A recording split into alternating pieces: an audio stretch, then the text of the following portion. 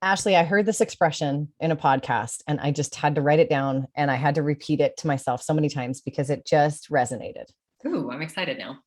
It, I'm not going to tell you what it is. I'll tell you in a minute. What? Why? Why? If I tell you now, then it's all done. Oh. This expression is like the biggest, like face palm reality check, whatever. And I can't wait to share it with you. So let's go.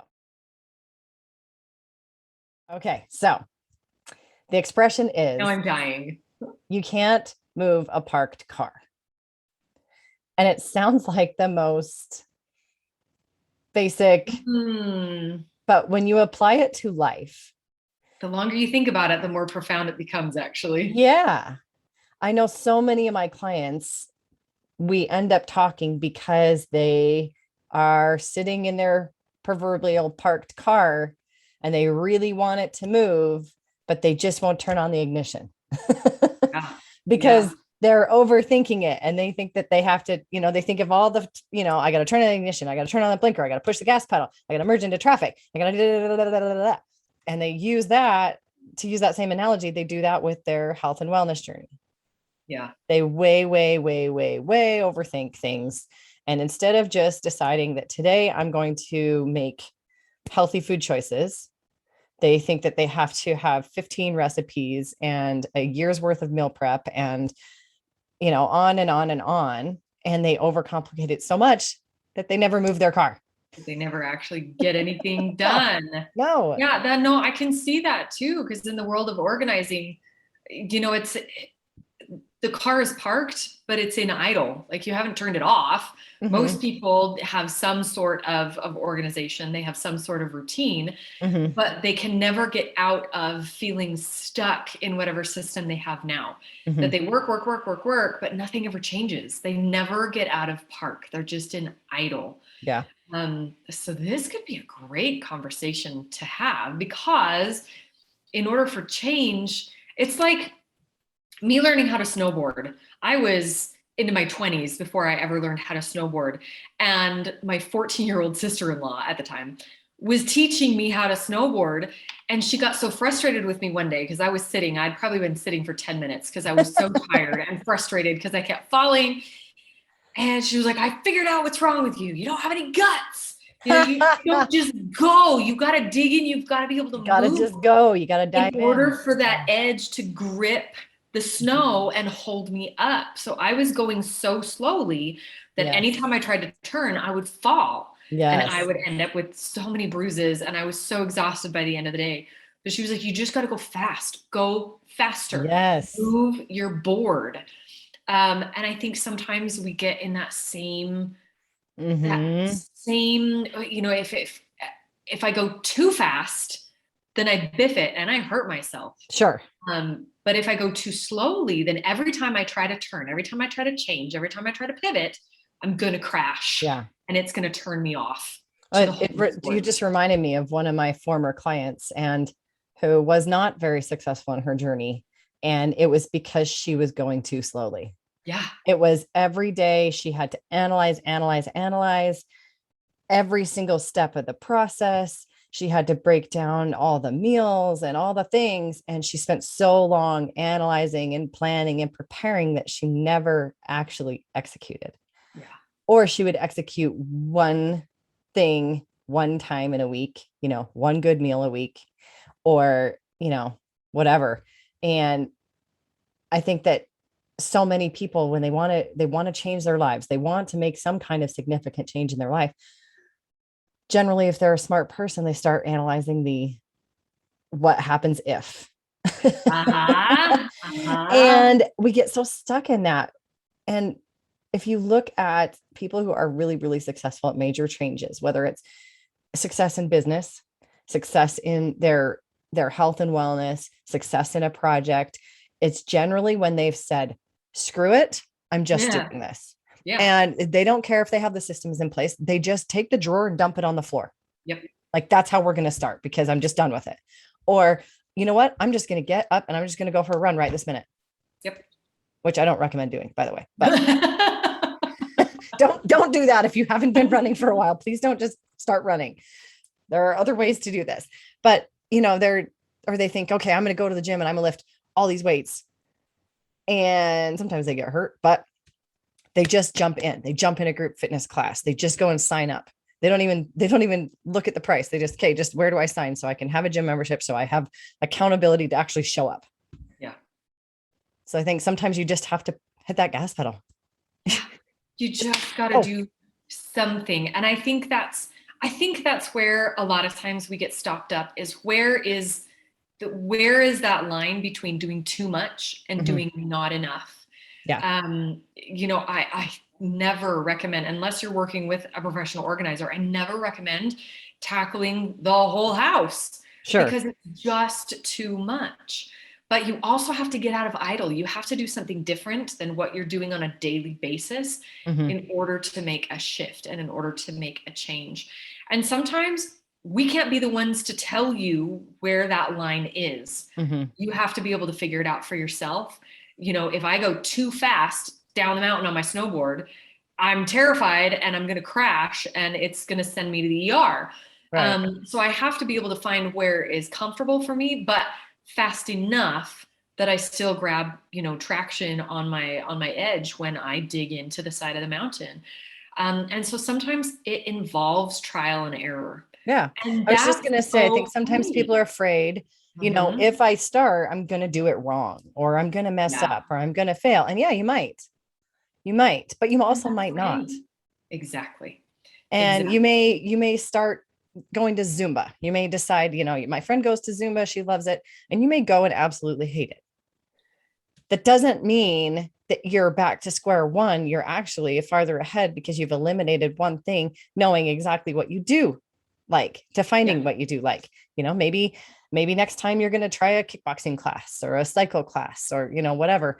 I just think, and with eating healthy food, the same way. People think that they have to like scrap everything and make it this big complicated, like I can't ever have sugar again. I can't ever have this. I can't ever have that. I have to go and eat, kale and chicken every day. And, and you're setting yourself up for failure that way. Yeah, totally. Instead of just going, okay, today I'm just not going to drink soda. Yep. One thing, the rest of it, fine. But today it's that. And then after you're successful for a few times with that, then you add another thing. I just went through this with one of my other clients. She wanted to work out. She's trying to work out every day before work. And some days it's just not happening. And she was consistently getting Monday and Tuesday, but by Wednesday, it wasn't happening until afternoon. And then it was afternoon. And she doesn't love after, at least she's doing it, right? I was proud of her for doing it, but she wanted to do it in the morning. And I said, okay, how about this week we do Monday, Tuesday, Wednesday. And she looked at me, she's like, oh, like it wasn't even a possibility in her head to just add one day. It had to be all the days. All of them. Mm-hmm. And by adding just one day, guess what? She got 5 days in. Because she made it she tricked her brain into thinking it was easier. Yeah. I'm just going to focus on just getting Monday, Tuesday, Wednesday. Yeah. And I told her if we do that, then we add Thursday, then we add Friday. But if we can't focus on Monday through Friday, if we can't even get past Tuesday. Yeah. So you just got to get the momentum. You got to get the car moving. Momentum. Absolutely. And in the same vein with organizing, it's okay. You're spinning the wheel, you're getting your laundry done. Great. But you're still doing too much laundry because you have too many clothes.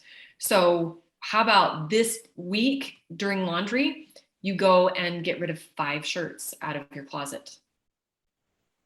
Yeah. It's just doing something little. It's not overhauling your entire closet.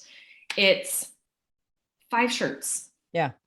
That you wouldn't have worn otherwise. 5 shirts that you haven't touched. Mm-hmm. It's the change of the seasons. Here we are transferring from summer to fall to winter. So what haven't you put away yet from your summer clothes that you never wore all summer long? Go take care of those, your summer clothes. Mm-hmm. Now on laundry day. Mm-hmm. Just do something little to break from the norm. Instead of unloading the dishwasher and putting everything away, pull out one drawer, not the entire kitchen, one drawer. to say, okay, before I put anything away in this drawer, I'm going to pull everything out and see what I can get rid of. Yeah. Just something little. It's not that you have to think about going to the gym 5 days a week. It's not about doing the entire kitchen right now. It's what's one thing that I can do that just picks up the speed a little Yeah. bit, that gets me out of idle, that puts me into gear and helps me start going down the street Yep. and moving that parked car. I don't know about you, but every day I start my morning with figuring out what that one thing I'm going to do to start the momentum of the day. Yeah. I prioritize my to-do list and I literally number them 1 through 5.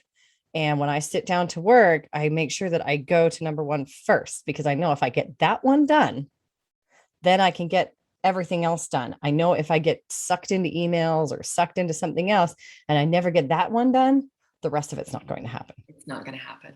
Yeah. So it's just getting started. Maybe that's the advice that we give to start, is that instead of, I hate working from a to-do list, because it could be 35 things long. And by the end of the day, like, even though I love checking things off, it's so overwhelming to think about 35 different things that I have to get done today. Mm-hmm. When each of those 35 things is going to take me 2 hours, it's impractical and it's impossible. Mm-hmm. And so instead of working from a to-do list, if we have, 3 items, Mm-hmm. like you just said, I don't have to have 35 things on my list. I have 3 items that these are my priorities. Yep. Priority 1, priority 2, priority 3. Mm-hmm. And if I have a few extra minutes, this is, I'm going to go work on priority 1. Yeah. And then priority 2 and priority 3. Mm-hmm. And the rest of those things, they're either going to get done a different day, or they're not going to get done at all. And that's okay, because we needed to procrastinate them to realize that we didn't need to do them at all. Sure.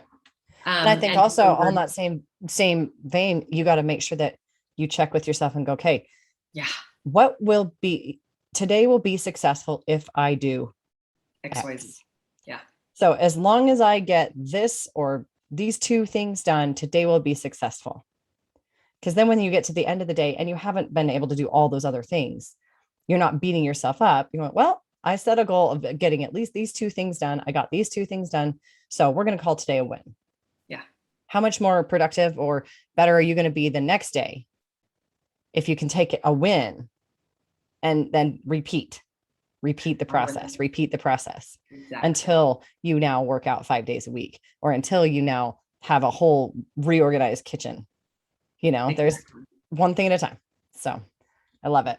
This is how I changed my diet. It wasn't anything earth shattering. It wasn't anything that I did.